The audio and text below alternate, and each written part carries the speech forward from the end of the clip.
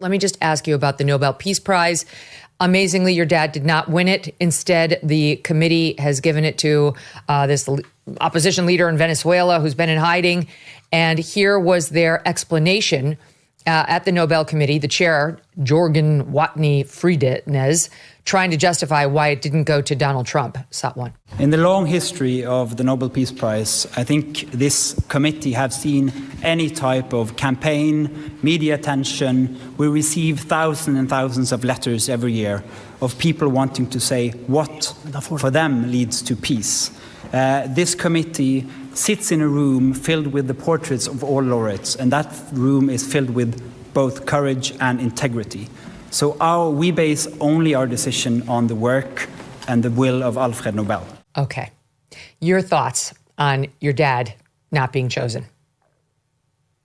Well, listen, I think it's sad. I mean, Megyn, I see a kind of a world that very few people get to see because I'm in the room with him a lot, right? And I've personally seen him end wars, right? I mean, my hand to God, I've personally seen him. You know, with the whole Cambodia situation and Thailand, everybody remembers that. I remember him calling both leaders. I was sitting right next to him. We were in Scotland together, and he called both leaders. He's going back and forth. He stopped that war. He stopped with the artillery, guys, stop it. You're the biggest traitors of the United States. I promise I will not take kindly.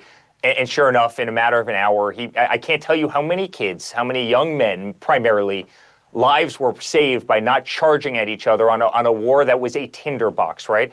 You saw that with India and Pakistan as well. You saw him get involved. You saw him call Modi. You saw him literally disarm that entire war. Again, how many hundreds of thousands of people, potentially millions of people would have died there?